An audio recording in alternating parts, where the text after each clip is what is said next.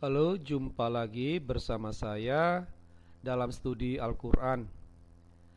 Ketika muncul pernyataan ataupun buku atau video tentang Nabi Muhammad yang dengan nada negatif, dapat dipastikan akan muncul reaksi marah dari umat Islam sedunia.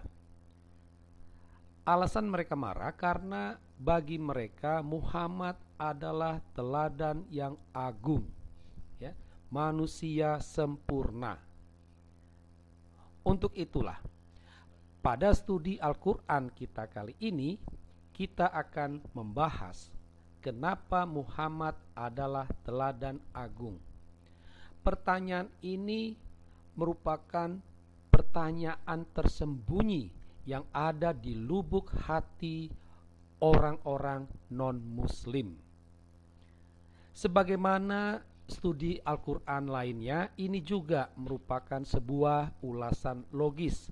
Karena itu sangat dibutuhkan akal sehat yang jernih. Tak bisa ditampik bahwa dalam Islam ada perlakuan triple IV terhadap Muhammad, ya.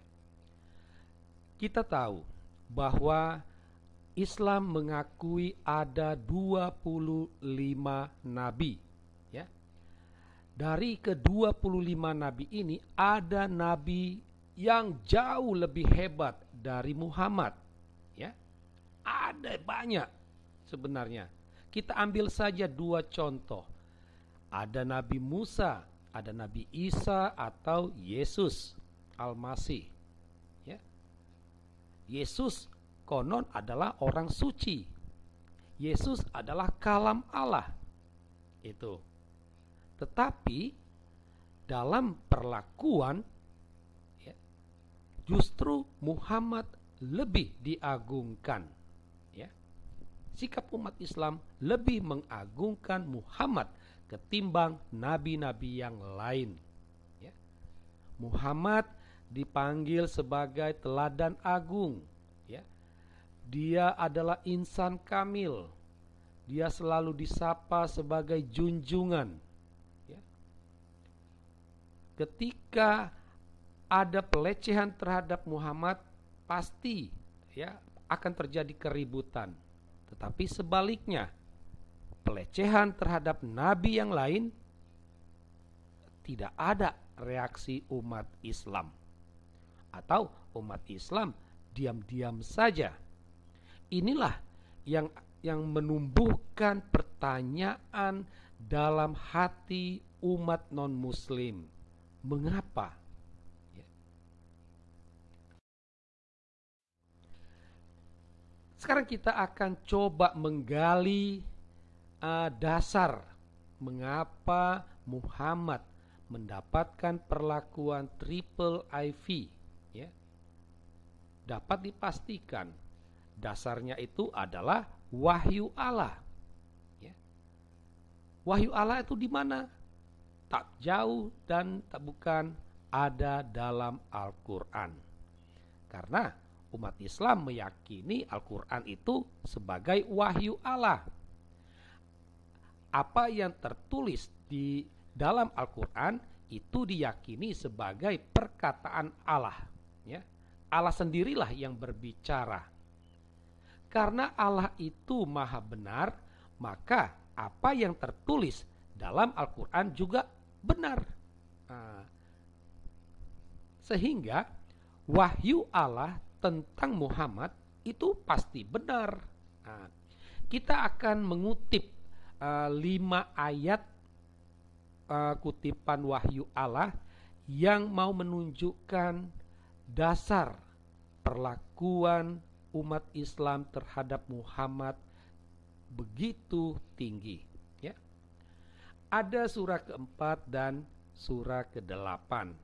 Dalam surah keempat, ya, itu misalnya, barang siapa menaati Rasul, maka sesungguhnya dia telah menaati Allah.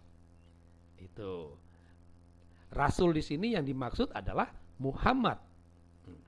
Sedangkan dalam surah ke-8 wahyu Allah berbunyi seperti ini.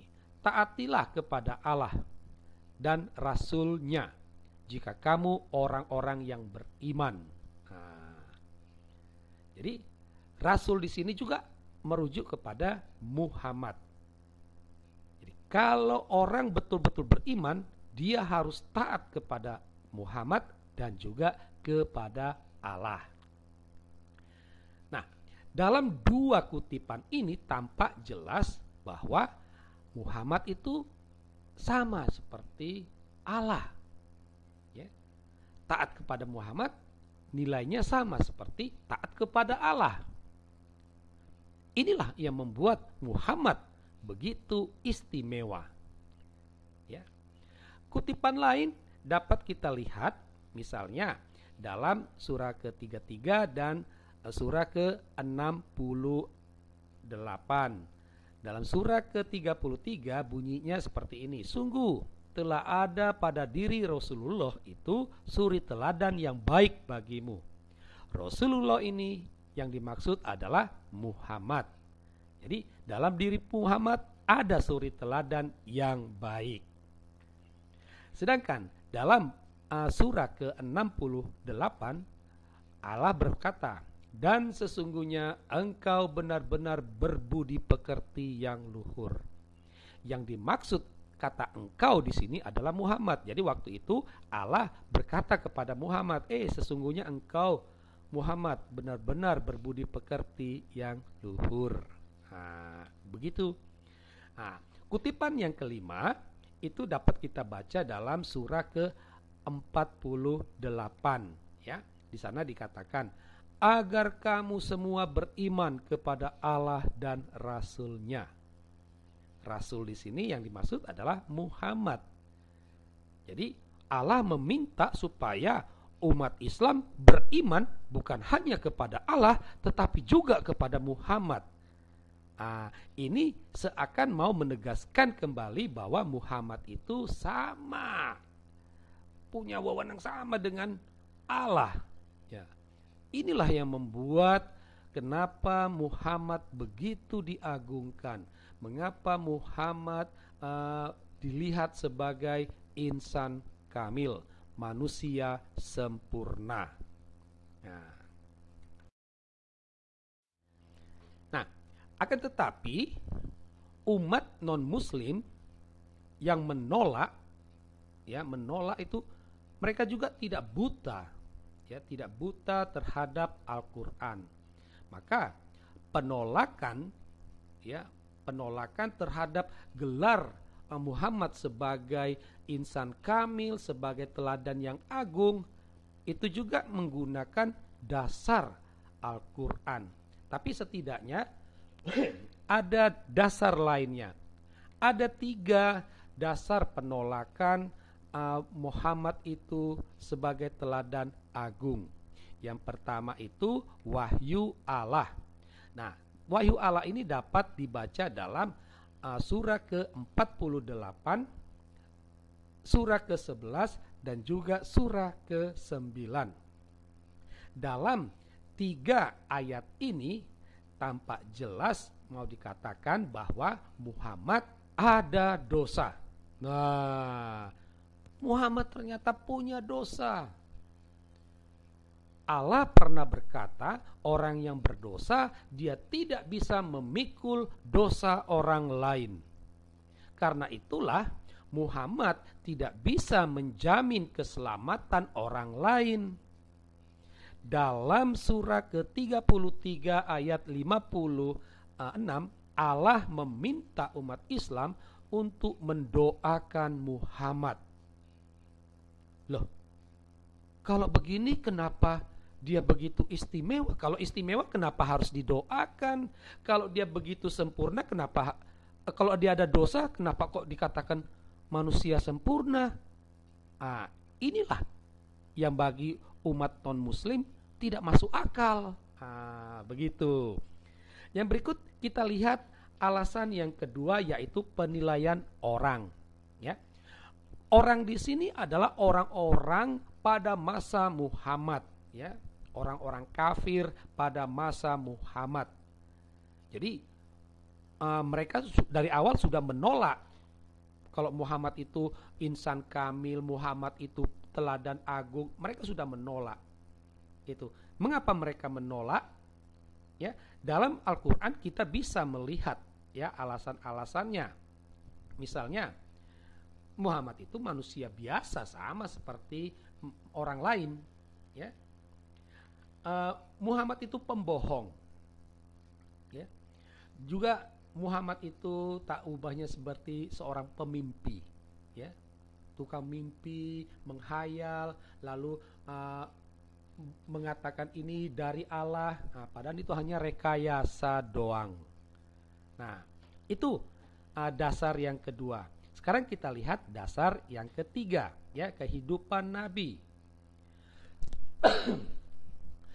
Ada beberapa poin ya tentang kehidupan Nabi yang membuat orang menolak gelar-gelar istimewa Muhammad. Misalnya dia kawin dengan anak kecil, ya. Dia kawin dengan anak usia 6 tahun, bersetubuh, ya, bersenggama, berhubungan seks dengan anak usia 9 tahun. Masuk akal enggak itu? Masa itu dikatakan manusia sempurna? Ya, masa itu dijadikan teladan agung? Masuk akal tidak? Nah, kehidupan lain itu adalah poligami, banyak istrinya.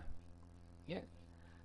Selain itu juga dia dikenal sebagai orang yang biadab.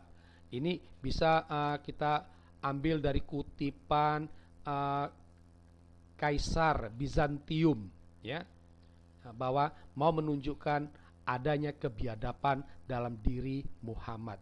3 poin ini tentang kehidupan Nabi Muhammad membuat orang menilai bahwa Muhammad tak pantas menyandang gelar insan kamil, atau tak pantas dia dikatakan mempunyai teladan yang agung.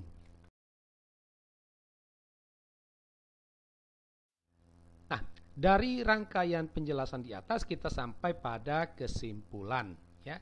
Jadi kita melihat bahwa Muhammad dikatakan teladan agung, Muhammad adalah manusia sempurna. Inilah sikap orang Islam. Karena itulah Muhammad itu dipuji, dipuja, dan juga disembah, ya. Dasar penerimaan atau pengakuan umat Islam terhadap Muhammad itu dengan teladan agung, manusia sempurna, ini mau menunjukkan adanya gejala narsisme, ya. Itu.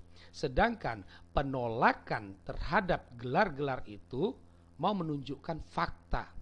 Karena dari fakta Muhammad tidak pantas untuk dikatakan sebagai manusia sempurna, dikatakan sebagai teladan agung, tidak pantas.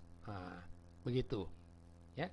Nah, ini semuanya kita serahkan kepada penonton, para Anda sekalian. Memang benarkah, pantaskah Muhammad itu menyandang gelar teladan agung, menyandang gelar manusia sempurna dengan catatan fakta-fakta yang ada?